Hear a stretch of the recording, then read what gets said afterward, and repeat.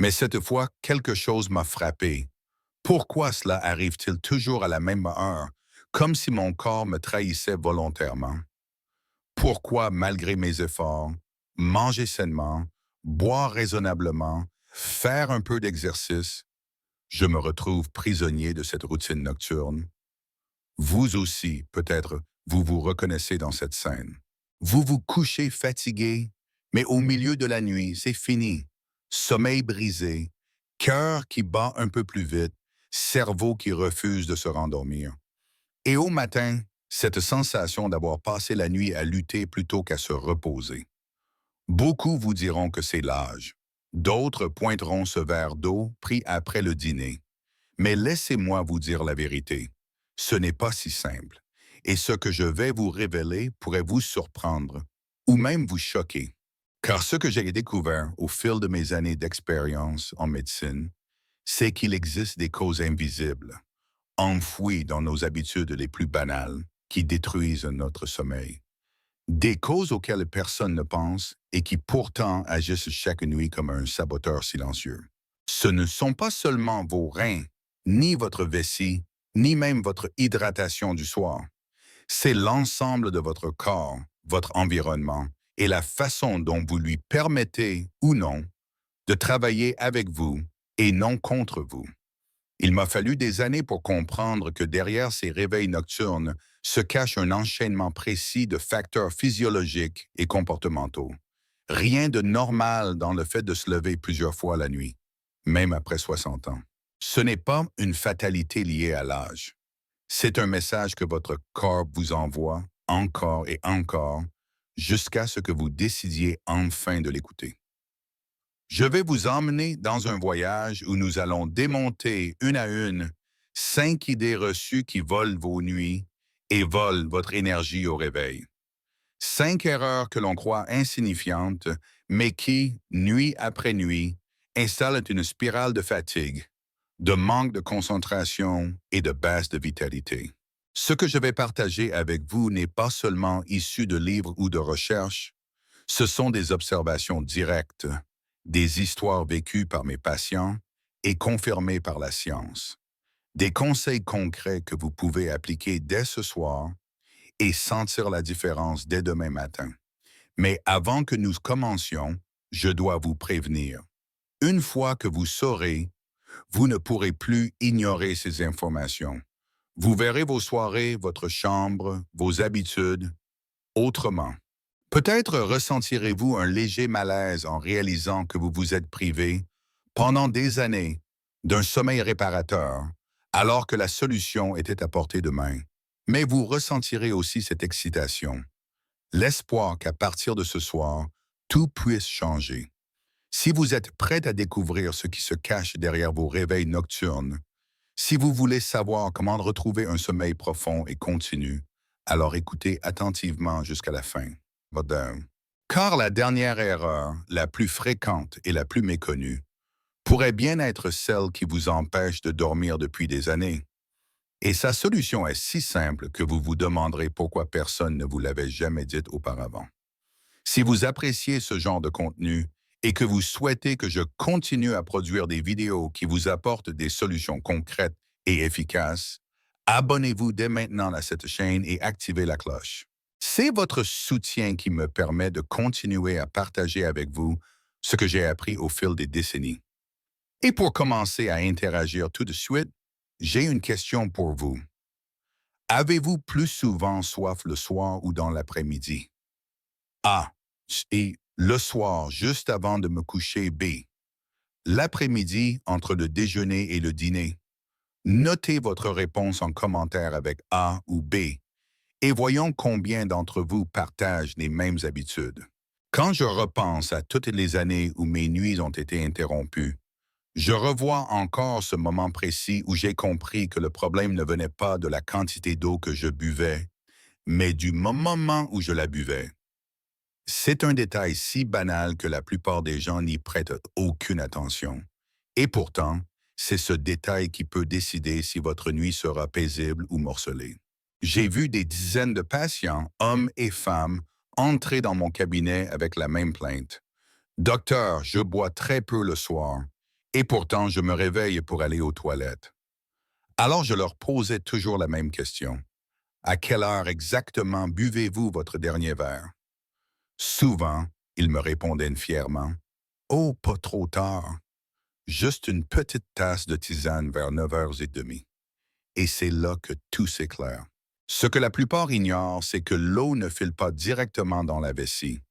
Quand vous buvez, votre corps commence par absorber le liquide dans l'intestin, l'intègre à votre circulation sanguine et seulement ensuite, les reins filtrent ce surplus pour le transformer en urine.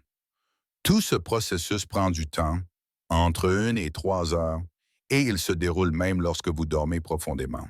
Résultat, si vous buvez à 21h30 et que vous vous couchez à 22 heures, c'est au beau milieu de votre sommeil le plus réparateur, entre minuit et 2 heures du matin, que votre vessie se remplit. Elle envoie alors un signal clair à votre cerveau. Il faut se lever. Ce mécanisme, je l'ai observé encore et encore. Et il est amplifié par un autre facteur invisible, une hormone appelée ADH, pour hormone antidiurétique. Normalement, la nuit, votre corps en produit davantage afin de ralentir la fabrication d'urine, comme pour protéger votre sommeil. Mais quand vous buvez trop près du coucher, ce signal hormonal est brouillé. C'est comme si votre organisme croyait que vous étiez encore en pleine activité et il continue à produire de l'urine comme en plein jour. Je me souviens d'un patient, Jean-Pierre, 68 ans, qui était persuadé que sa tisane du soir l'aidait à mieux dormir. En réalité, cette habitude l'obligeait à sortir du lit 2 ou 3 fois par nuit. Le jour où il a décidé de déplacer cette tisane à 17 heures, il a vu la différence dès la première semaine. Ses réveils nocturnes sont passés de 3 à un seul, et parfois même aucun. Cela peut sembler anodin, mais le timing de votre hydratation est une clé que trop de gens négligent. L'eau est vitale, et je ne vous dirai jamais de boire moins sur l'ensemble de la journée. Mais il faut la donner à votre corps au bon moment. L'idéal est de concentrer l'essentiel de votre hydratation le matin et l'après-midi. Ce sont les moments où votre métabolisme est plus actif, vos reins plus performants et où le drainage naturel est favorisé par vos mouvements quotidiens. Bien sûr, on me dit parfois, Docteur Morel, mais si j'ai soif le soir. Dans ce cas, il ne s'agit pas de se priver, mais de se limiter à 1 ou 2 gorgées, juste assez pour apaiser la bouche sèche sans relancer toute la machine interne. C'est une nuance importante. Boire pour s'hydrater et boire pour se désaltérer sont 2 choses différentes.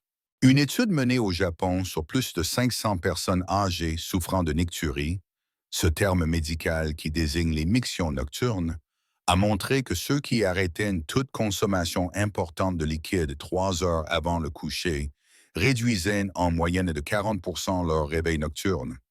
Et ce n'était pas seulement une statistique. La qualité de leur sommeil, leur humeur au réveil et leur concentration en journée s'en trouvaient profondément améliorées. Je sais que certaines tiennent à leur rituel du soir, que ce soit une infusion, un bol de soupe ou un verre de lait chaud. Mais il faut comprendre que chaque geste a un impact direct sur votre physiologie nocturne. Si vous changez simplement l'heure à laquelle vous le faites, vous conservez le plaisir, sans en payer le prix au milieu de la nuit. Ce qui est fascinant, c'est que le corps humain nous envoie toujours des signaux. Les réveils nocturnes ne sont pas des fatalités, ils sont des messages. Et celui-ci en particulier dit clairement que vous surchargez votre système au mauvais moment. En modifiant votre hydratation du soir, vous n'agissez pas seulement sur vos reins. Vous redonnez à votre cerveau et à vos hormones le cadre idéal pour enclencher ce sommeil profond et réparateur que votre corps réclame depuis longtemps. Je le dis souvent à mes patients, commencez par cette règle simple. Pas de grande quantité d'eau dans les 3 heures qui précèdent le coucher. Testez-la pendant une semaine, notez vos réveils et voyez par vous-même. Ce petit ajustement, qui ne coûte rien et ne demande aucun effort particulier, pourrait être la première pierre de la reconstruction de vos nuits. Et si vous vous demandez encore pourquoi une règle aussi simple n'est pas plus connue, c'est parce que nous avons tendance à sous-estimer le pouvoir des gestes quotidiens. Pourtant, dans la médecine du sommeil, ce sont ces détails qui font toute la différence. Ce soir, quand vous poserez votre verre, souvenez-vous que vous êtes en train de préparer votre corps, non pas pour l'empêcher de fonctionner, mais pour lui permettre de se reposer enfin comme il le mérite. Je croyais avoir trouvé la cause de mes réveils nocturnes en modifiant simplement mes habitudes de boisson du soir. Pendant quelques nuits, j'ai vu une amélioration, mais il y avait encore ces nuits où, malgré tous mes efforts, je me levais pour aller aux toilettes. C'est en observant attentivement mes soirées que j'ai compris que la clé ne se trouvait pas seulement dans ce que je buvais, mais aussi dans ce que je mangeais et surtout à quelle heure je le faisais. Depuis des années, le dîner était pour moi un moment sacré. C'était l'instant où je pouvais enfin m'asseoir, discuter tranquillement, savourer un repas complet. Comme beaucoup, j'avais tendance à dîner tard, parfois après 20 heures, parce que la journée avait été longue, parce que je voulais profiter d'un moment calme. Mais ce que j'ignorais, c'est qu'en mangeant si près de l'heure du coucher, je mettais en marche un processus qui allait troubler mes nuits. Lorsque nous mangeons un repas copieux le soir, riche en glucides, en protéines, en graisses, notre corps se lance dans un travail intense de digestion et de transformation. Ce processus ne produit pas seulement de l'énergie, il génère aussi ce qu'on appelle de l'eau métabolique, un liquide issu directement de la dégradation des nutriments. Cette eau, tout comme celle que nous buvons, circule dans notre sang, augmente le volume sanguin et sollicite les reins. Autrement dit, votre assiette peut remplir votre vessie aussi sûrement qu'un grand verre d'eau. Et ce n'est pas tout. Certains aliments, pourtant considérés comme sains, contiennent naturellement des substances diurétiques. Je pense aux concombres, au céleri, à l'asperge, aux poivrons, aux agrumes. Leur fraîcheur et leur richesse en eau, idéales pour une salade du midi, deviennent des pièges silencieux quand on les consomme le soir. Ils incitent vos reins à travailler plus vite, exactement au moment où vous devriez entrer dans un sommeil profond. À cela s'ajoutent les petits plaisirs que l'on s'accorde après le dîner. Un verre de vin rouge, une bière, un café ou même un thé vert. L'alcool, tout comme la caféine, perturbe non seulement votre cycle du sommeil, mais bloque aussi l'action de l'ADH, cette hormone essentielle qui limite la production d'urine pendant la nuit. Le résultat est prévisible. Votre vessie se remplit plus rapidement et le signal de réveil arrive bien avant l'aube. Je me souviens très bien de la prise de conscience que j'ai eue avec un patient fidèle, Michel, 72 ans. Il suivait à la lettre mes conseils sur l'hydratation, mais se plaignait encore de 2 réveils par nuit. Un soir, il m'a confié son menu typique. Une grande salade composée avec tomates, concombres, céleri, parfois un peu d'asperges, le tout accompagné d'un verre de vin blanc. Il était persuadé de manger léger pour mieux dormir. En réalité, il venait de construire un parfait cocktail diurétique. Je lui ai proposé un simple ajustement. Déplacer ses salades et légumes crus au déjeuner et remplacer le soir par des légumes cuits, carottes, courges, brocolis, avec une petite portion de protéines et peu de sel. En moins d'une semaine, il avait réduit ses réveils nocturnes de moitié. Il m'a dit, je n'avais jamais imaginé que ce n'était pas ce que je buvais, mais ce que je mettais dans mon assiette. Et c'est là qu'on mesure à quel point nous avons tendance à négliger l'impact du dîner sur nos nuits. Nous pensons souvent que ce qui compte, c'est la digestion confortable ou l'absence de lourdeur. Mais la vérité, c'est que chaque ingrédient et chaque minute compte. Plus le dîner est proche de l'heure du coucher, plus votre corps est occupé à traiter les aliments au moment où il devrait ralentir. Et plus il y a de liquide caché ou de stimulant dans ce repas, plus vos reins travaillent pendant la nuit. La solution est simple, mais elle demande de rompre avec certaines habitudes culturelles et sociales. Terminer le dîner au moins 3 à 4 heures avant de se coucher, c'est donner à votre corps le temps de traiter et d'éliminer les liquides avant que vous ne tombiez dans le sommeil profond. Ce délai permet aussi de réduire la température interne du corps, ce qui favorise l'endormissement. Ce n'est pas une question de se priver ou de rendre le repas du soir triste et fade. C'est une question de stratégie. Le midi, vous pouvez vous offrir les crudités, les fruits riches en eau et même un verre de vin si vous le souhaitez. Le soir, misez sur des plats chauds, simples, digeste, qui n'excite ni vos reins ni votre système nerveux. Je sais que ce conseil peut paraître presque trop simple pour être efficace, mais je l'ai vu changer des vies. La première fois que vous passerez une nuit entière sans réveil, simplement parce que vous avez décalé votre dîner et choisi d'autres ingrédients, vous comprendrez que ce n'est pas un détail. C'est un levier puissant, accessible à tous, qui transforme vos nuits et, par ricochet, vos journées. Et chaque fois que vous préparez votre repas du soir, rappelez-vous, vous n'êtes pas seulement en train de nourrir votre corps, vous êtes en train de programmer votre sommeil. Il m'a fallu du temps pour comprendre que certains réveils nocturnes n'avaient rien à voir ni avec ce que je buvais, ni avec ce que je mangeais. Ils venaient d'ailleurs, d'un détail auquel je n'avais jamais vraiment accordé d'importance. Ma routine juste avant de me coucher et l'environnement même dans lequel je dormais. Deux éléments que j'avais toujours considérés comme secondaires, mais qui se sont révélés être des déclencheurs puissants. Pendant des années, j'ai eu cette habitude logique, passer aux toilettes juste avant d'aller au lit. C'était presque un automatisme. Je terminais ma soirée, je me lavais les dents, et par réflexe, je faisais un dernier arrêt aux toilettes. Mais ce que j'ignorais, c'est qu'en réalité, je ne vidais pas complètement ma vessie. La tête déjà ailleurs, pensant à ma journée du lendemain ou distrait par un message sur mon téléphone, je faisais ce que j'appelle aujourd'hui une miction pour la forme. Et cela suffisait pour laisser derrière moi quelques millilitres d'urine. Une quantité insignifiante en apparence, mais qui, au milieu de la nuit, devenait l'étincelle qui me tirait du sommeil. J'ai découvert, grâce à mes lectures et aux échanges avec des collègues urologues, une méthode simple mais terriblement efficace, la double miction. L'idée est d'offrir à la vessie la possibilité de se vider complètement, s'asseoir, même pour un homme, se détendre, uriner normalement, puis attendre 30 à 60 secondes, relâcher encore un peu plus le corps et essayer de nouveau. C'est souvent à ce moment-là que l'on se rend compte qu'il restait bel et bien un peu d'urine. J'ai conseillé cette méthode à de nombreux patients et les retours ont été étonnants.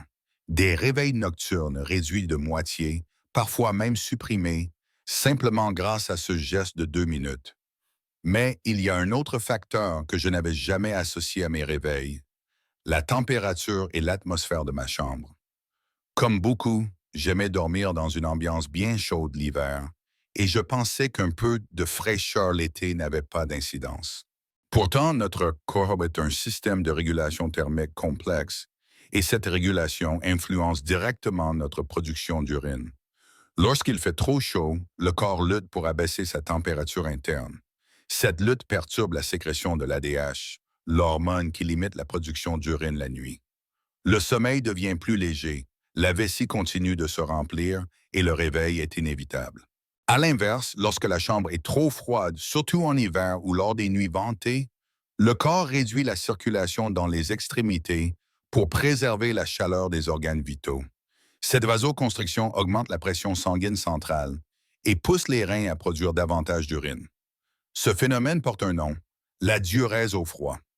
J'ai eu un patient, Henri, 75 ans, qui se réveillait toutes les 2 heures l'hiver, persuadé que ses reins faiblissaient. Lorsqu'il m'a décrit sa chambre, j'ai tout de suite compris. Il dormait avec la fenêtre entr'ouverte, pensant que l'air frais l'aiderait à mieux respirer. En réalité, cette fraîcheur excessive déclenchait un mécanisme physiologique qui remplissait sa vessie en pleine nuit. Nous avons ajusté ensemble, fermé la fenêtre, utilisé un pyjama en coton respirant, maintenir la chambre à 19 degrés. En moins d'une semaine, il passait des nuits complètes. Ce qui m'a frappé dans ces deux découvertes, la double miction et la gestion de la température, c'est à quel point elles sont accessibles. Pas besoin de médicaments, pas besoin d'investissements coûteux. Juste un peu d'attention, un changement d'habitude et surtout la conscience que chaque détail compte. Nous sous-estimons souvent l'importance de notre environnement de sommeil et des petits gestes qui précèdent notre coucher. Mais le corps, lui, ne laisse rien passer. Aujourd'hui, je prends le temps, chaque soir, de m'asseoir et de vider ma vessie complètement, en appliquant la double miction. J'observe la température de ma chambre comme je surveillerais celle d'un nouveau-né. Ni trop chaude, ni trop froide. Juste ce qu'il faut pour que mon corps se sente en sécurité et puisse plonger dans un sommeil profond. Et je sais que, grâce à ces ajustements, je me donne la meilleure chance de passer une nuit entière sans être dérangé. C'est peut-être l'une des plus grandes leçons que j'ai tirées de mes années de pratique et d'observation. Le sommeil ne se prépare pas uniquement dans la tête ou dans l'estomac. Il se prépare aussi dans ces gestes apparemment anodins, dans le soin que l'on apporte à notre environnement, dans cette capacité à écouter notre corps et à anticiper ses besoins. Ceux qui négligent ces détails continuent de se lever la nuit, pensant que c'est inévitable. Ceux qui les prennent en compte découvrent qu'une nuit complète est encore possible, même après 60 ans. Pendant longtemps, je n'ai pas compris pourquoi, même en appliquant toutes les règles que j'avais découvertes, boire au bon moment, dîner intelligemment, vider correctement ma vessie, contrôler la température de ma chambre, il m'arrivait encore de me lever la nuit. C'était frustrant. Je croyais avoir trouvé toutes les réponses. Et puis un jour, lors d'une consultation avec un patient, un détail anodin m'a mis sur la piste. La manière dont nous passons nos journées et la position dans laquelle nous dormons peuvent, à elles seules, saboter nos nuits. Ce patient, Gérard, 70 ans, menait une vie relativement active mais passait aussi beaucoup de temps assis. Il souffrait d'un léger gonflement des chevilles le soir, ce qu'il mettait sur le compte de l'âge. En l'examinant, j'ai remarqué que ses jambes conservaient une petite marque lorsqu'on appuyait légèrement dessus, un signe classique de rétention de liquide. Ce liquide, appelé œdème périphérique, s'accumule lentement dans les tissus des jambes au fil de la journée sous l'effet de la gravité. Quand nous sommes debout ou assis, le sang et les liquides ont tendance à descendre et à stagner dans la partie inférieure du corps. Ce qui se passe ensuite est simple, mais implacable. Lorsque vous vous allongez pour dormir, la gravité cesse de retenir ces liquides dans vos jambes. Ils remontent doucement vers le cœur et rejoignent la circulation générale. Ce surplus de liquide dans le sang est immédiatement détecté par les reins, qui interprètent la situation comme un excès à éliminer. Résultat, production d'urine accrue et réveil assuré quelques heures après l'endormissement, souvent entre 2 et 4 heures du matin. Je n'avais jamais vraiment pensé à cet aspect avant de le voir aussi clairement. Mais en y réfléchissant, tout faisait sens. Moi-même, après certaines journées passées debout, j'avais remarqué mes chaussettes laisser une trace sur ma peau. Et ces nuits-là, curieusement, mes réveils nocturnes étaient plus fréquents. La solution, pourtant, est d'une simplicité presque déconcertante. Il faut anticiper la remontée de ces liquides vers la circulation centrale avant de se coucher. Autrement dit, il faut vider les jambes avant de se mettre au lit. Cela peut se faire en surélevant les jambes pendant environ 1 heure, sur un coussin ferme, un repose-pied ou même contre un mur. Cette position permet au liquide accumulé dans les tissus de revenir progressivement vers le cœur et donc d'être filtré par les reins avant le sommeil au lieu de perturber la nuit. J'ai commencé à appliquer ce conseil à moi-même. Le soir, après le dîner, je m'installais sur mon canapé, jambes allongées et surélevées, un livre ou une musique douce pour m'accompagner. Au début, j'étais sceptique. Mais au bout de quelques jours, j'ai réalisé que je me levais moins souvent. Je me réveillais le matin avec une sensation de légèreté dans les jambes et surtout avec un sommeil plus continu. La position dans laquelle nous dormons a également son importance. Dormir sur le côté gauche peut réduire la pression exercée sur la vessie et améliorer la circulation sanguine, notamment du côté du cœur. C'est une posture que j'ai adoptée progressivement en plaçant un petit coussin entre mes genoux pour éviter toute tension. Lorsque je dors sur le dos, je veille à glisser un coussin sous mes genoux afin de surélever légèrement les jambes, réduisant ainsi la stagnation des liquides. Une étude menée par l'Institut national de gérontologie en France a montré que cette simple habitude de surélever les jambes avant le coucher, associée à une position de sommeil adaptée, réduisait de 50% les épisodes de miction nocturne en seulement 10 jours, Ce n'est pas un chiffre théorique. C'est le témoignage concret de dizaines de personnes qui, comme moi, ont enfin retrouvé des nuits plus paisibles. Ce qui m'impressionne encore aujourd'hui, c'est la cohérence de tout cela. Chaque ajustement que j'ai fait dans ma vie, l'hydratation, le dîner, la double miction, la température, et maintenant la gestion des liquides dans mes jambes, s'imbriquent comme les pièces d'un puzzle. Ce dernier élément, la gravité et la position du sommeil, était la pièce manquante. Sans elle, il manquait toujours quelque chose pour que mes nuits soient vraiment complètes. Aujourd'hui, je transmets ce conseil à chaque personne qui vient me voir pour des problèmes de réveil nocturne. Car ce n'est pas seulement une question de confort, c'est une façon de reprendre le contrôle sur son sommeil, de comprendre que notre corps obéit à des lois physiques simples et que nous pouvons les utiliser à notre avantage. Et chaque fois que je m'allonge le soir, jambes détendues, cœur apaisé, je sais que je me donne la meilleure chance de traverser la nuit sans interruption, comme si, enfin, mon corps et moi étions redevenus alliés. Après toutes ces années de réveil nocturne, j'ai enfin compris que ce n'était ni une fatalité liée à l'âge, ni un simple hasard. C'était un enchaînement de gestes quotidiens, d'habitudes et de petits détails qui, mis bout à bout, sabotaient mon sommeil. En ajustant 5 éléments clés, le moment où je bois, la composition et l'horaire de mon dîner, la façon dont je vide ma vessie, la température de ma chambre, et enfin ma position de sommeil et la gestion des liquides dans mes jambes, j'ai vu mes nuits se transformer. Ce n'était pas une révolution soudaine, mais un changement progressif, construit pas à pas, qui m'a redonné la maîtrise de mes nuits et la clarté de mes journées.